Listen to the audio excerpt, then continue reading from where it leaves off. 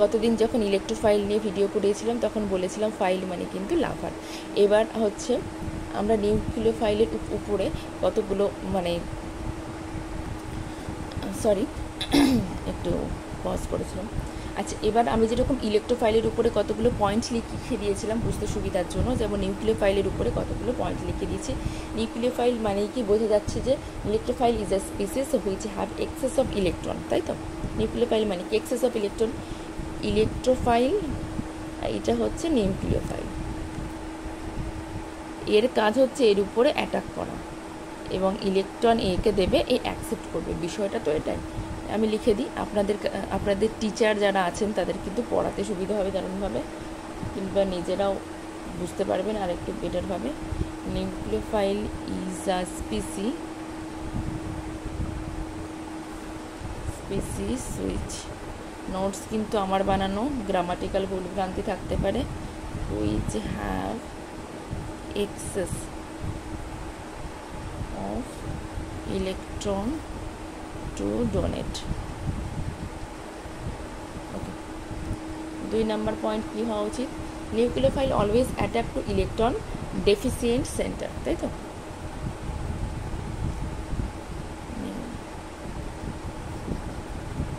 WA means always, TTACKS, attacks to electron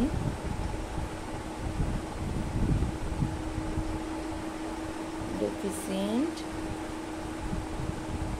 center. 3 number point কি হওয়া উচিত? Benzene. Benzene কম্পাউন্ডটা কি, বেনজিন কম্পাউন্ডটা দেখে কি মনে হচ্ছে? বেনজিন সবসময় কিন্তু নিউক্লিওফাইল হিসাবে নিজে কাজ করে এবং কখনো কিন্তু অ্যাডিশন হয় না এর উপরে। নিউক্লিওফিলিক সাবস্টিটিউশন হতে পারে, একটা ই থাকলে সেই ইটা আউট হয়ে তার জায়গায় জেড আসতে পারে, কিন্তু কখনো অ্যাডিশন হয় না, কারণ এ নিজেই কিন্তু একটা ইলেকট্রোফাইল হিসেবে নিউক্লিওফাইল হিসেবে কাজ করে, কারণ এখানে কিন্তু এক্সেস অফ ইলেকট্রন রয়েছে। এটা কিন্তু খেয়াল রাখতে হবে। লিখে দিচ্ছি, benzene act as nucleophile itself. ওকে, এটা মনে রাখতে হবে। thus nucleophilic substitution of benzene can not occur generally. আবার স্পেশাল কন্ডিশন করলে সেই বিষয়টা আলাদা।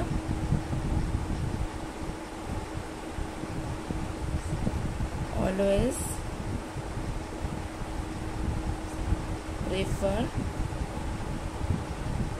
prefer to electrophilic, always prefer to electrophilic substitution. ওই যে এখানে বললাম না যে এখানে কিছু একটা আছে ইলেকট্রোফাইল, সেটাকে রিপ্লেস করে অন্য একটা ইলেকট্রোফাইল আসতে পারে, কিন্তু কখনোই কিন্তু সে নিউক্লিওফিলিক সাবস্টিটিউশন হবে না, কারণ এর নিজেই কিন্তু একটা নিউক্লিওফাইল। এর কাছাকাছি কোনো নিউক্লিওফাইল আসলে পরস্পরের মধ্যে কিন্তু বিকর্ষণ হবে। এবার আমাদের কাজ হবে কি, বিভিন্ন টাইপের নিউক্লিওফাইল জেনে নেব। আমি যেমন বলেছিলাম পজিটিভলি চার্জড হলেই সে কিন্তু ইলেকট্রোফাইল, তেমনি নেগেটিভলি চার্জ স্পিসিস হলে সে কিন্তু নিউক্লিওফাইল। নেগেটিভ চার্জ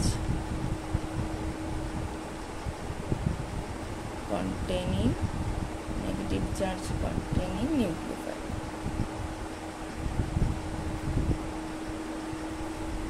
যেমন যে কোনো নেগেটিভলি চার্জ Cl মাইনাস হতে পারে, Br মাইনাস হতে পারে, I মাইনাস হতে পারে, CH3 মাইনাস হতে পারে, OR মাইনাস হতে পারে, SH মাইনাস হতে পারে, যে কোনো নেগেটিভলি চার্জ, কোনো স্পিসিসের উপরে নেগেটিভলি চার্জ থাকছে মানে সে ইলেকট্রন রিচ মানে সে একটা ইলেকট্রোফাইলকে অ্যাটাক করার মতো ক্ষমতা তার থাকে। এবার আমরা সেকেন্ড রকম ভাগে চলে যাব, বিতে আমরা কোন কোন স্পিসিসদের নেব? স্পিসিস হ্যাভিং লোন পেয়ার, তাহলে লোন পেয়ার থাকলেও তো সে হবে species having lone pair of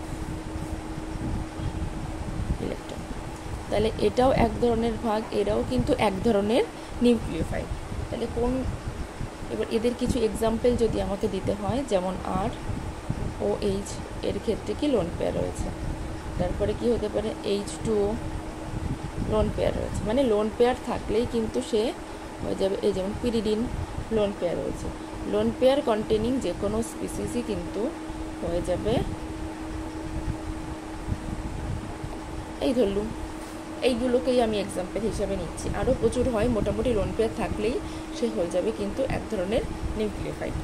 এছাড়া কীরকম হতে পারে, যে কোনো অর্গানোমেটালিক স্পিসিসগুলো তাদের ক্ষেত্রে কিন্তু ইলেকট্রন অনেকটা এক্সট্রা থাকে, এগুলো খেয়াল রাখতে হবে, এরাও কিন্তু নিউক্লিওফাইল। অর্গানোমেটালিক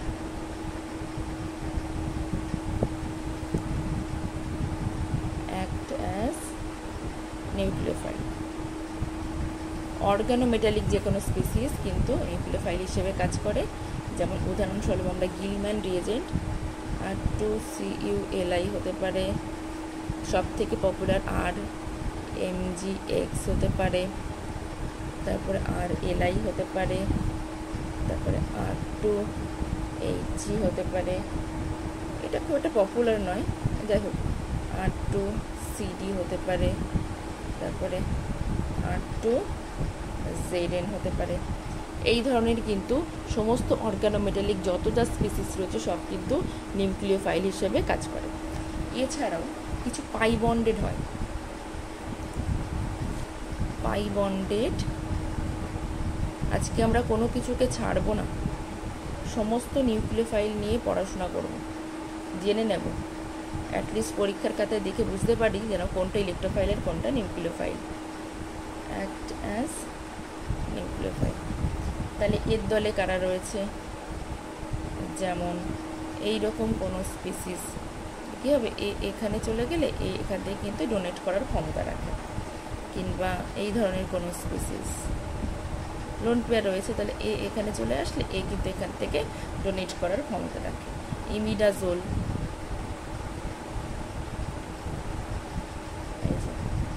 কি হয়, এর উপরে লোন পেয়ার রয়েছে, এখানে চলে আসলে এখান থেকে কিন্তু ডোনেট করার ক্ষমতা রাখে। তো এই ধরনের কিন্তু স্পিসিসগুলো, এদেরকে বলা হয় পাই বন্ডেড মলিকিউল, যারা কিন্তু আপনার নিউক্লিওফাইল হিসেবে কিন্তু কাজ করে। ওকে, এবার অ্যাম্বিডেন্ট নিউক্লিওফাইল একটু জানতে হবে। অ্যাম্বিডেন্ট নিউক্লিওফাইল আমরা প্রত্যেকেই কম বেশি জানি, যার কি একাধিক মুখ থাকবে, যেখান থেকে একাধিক পথ থাকবে, যার একাধিক হাত থাকবে, যার যেসব হাতগুলোতে ইলেকট্রন থাকবে সে একাধিক হাত থেকে ইলেকট্রন ডোনেট করতে পারবে, তাই তো?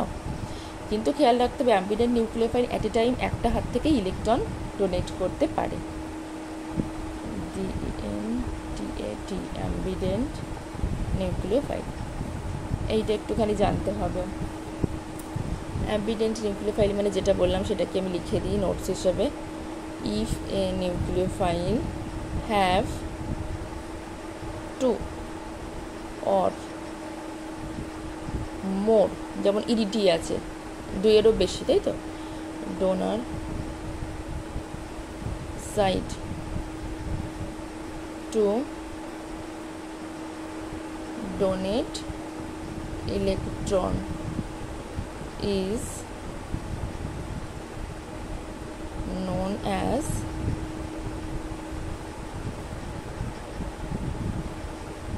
অ্যাম্বিডেন্ট নিউক্লিওফাইল। কিন্তু অ্যাট এ টাইম কিন্তু খেয়াল রাখতে হবে সে কিন্তু একটা সাইড থেকে ইলেকট্রন ডোনেট করবে। আমি একটা এক্সাম্পল করিয়ে দিই, যা করাবো সমস্তটাই ইম্পর্ট্যান্ট। H+ দেওয়া হবে, কীভাবে রিয়াকশন করবে, এখান থেকে একটা কিন্তু নিউক্লিওফাইল তৈরি হবে, সেটা আমি রিয়াকশানটা প্রসিড করলে বুঝতে পারবো। এই ধরনের রিয়াকশানগুলো কিভাবে হয় আমাদের কম বেশি জানা, কিংবা যদি এরকম থাকে, দেখুন এর উপরে লোন পেয়ার রয়েছে, সুতরাং এটা কিন্তু এই মুহূর্তে নিউক্লিওফাইল হিসেবে কাজ করবে। CH3 এইচ ইলেকট্রনটা দিয়ে দিলে এখানে পজিটিভ চার্জ হয়ে যাবে। মেকানিজমও কিন্তু একই সঙ্গে আমি বলতে বলতে যাচ্ছি। কমপ্লিট করে গেল। এবার কিন্তু এই স্পিসিসটা, এই যে স্পিসিসটা ফর্ম করলো, এটা কিন্তু কিটো এনল টটোমারিজমে থাকতে পারে, CH2 C, তাই তো হয়ে গেল। এর সঙ্গে OH থাকবে, আর থাকবে কিন্তু H। কিটোএনল ফর্ম করে, যদি এইরকম হয় তাহলে সেক্ষেত্রে কিন্তু এরকম কিটোএনল ফর্ম করতে পারে। এখান থেকে আর একটা স্টেপ হয়, সেটা করালে মনে হয় সুবিধা হতো। যেমন হয়ে যায় কি CH2 হয়ে যায় ডবল বন্ড, আচ্ছা ওটাই তো আমি করালাম, ঠিক আছে। এই ডাইরেক্ট এই স্টেপটা করলেও হবে, কোনো অসুবিধা নেই, এই স্টেপটা করলে হবে এখান থেকে স্টেপটা। তাহলে এই ধরনের কম্পাউন্ড এখানে নিউক্লিওফাইল হিসেবে কাজ করেছিল, ইলেকট্রনকে দিয়েছিল। দেখুন এই অক্সিজেনের উপরের বন্ড এখানে চলে আসলে এখান থেকে কিন্তু অ্যাজ এ নিউক্লিওফাইল হিসেবে কাজ করবে। আমি তার মানে দেখাতে চাইলাম এখানে লোন পেয়ার কিন্তু ইলেকট্রোফাইল হিসেবে, এই নিউক্লিওফাইল হিসেবে কাজ করলো, আবার এখানে কিন্তু পাই বন্ড আপনার নিউক্লিওফাইল হিসেবে কাজ করলো। এখানে 2 অণু ছিল, সুতরাং এখান থেকে এ যদি CH3 C double bond H এরকম কোনো কম্পাউন্ড থেকে থাকে, তাহলে এই যে পাই বন্ডটাকে দেখালাম সে কিন্তু এখানে অ্যাটাক করলে এই বন্ডটা কিন্তু খুলে যাবে, তাই তো। তাহলে খুলে গেলে আলটিমেট প্রোডাক্ট কী হবে, CH3 যা আছে লিখে ফেলি, CH3 ও মাইনাস হয়ে গেল, এখানে H যেরকম ছিল তার সঙ্গে এরকম CH2 CH, ঠিক এরকম ফর্ম করছে। এবার মিডিয়ামে যেহেতু এক্সেস H রয়েছে, সুতরাং এখানে Hটাকে আমি একটা স্টেপ লিখলাম না, Hটাকে নিয়ে নিলে আলটিমেট কিন্তু একটা এরকম ধরনের কিন্তু প্রোডাক্ট ফর্ম করবে। আমি এটাকে জাস্ট আপনাকে দেখানোর চেষ্টা করলাম যে এখানে কিন্তু লোন পেয়ার নিউক্লিওফাইল হিসেবে, এখানে কিন্তু পাই বন্ড কিন্তু নিউক্লিওফাইল হিসেবে কাজ করলো। এবং এই যে টটোমেরিজমটা হলো, এরা কিন্তু কিটো এনল টটোমেরিজম।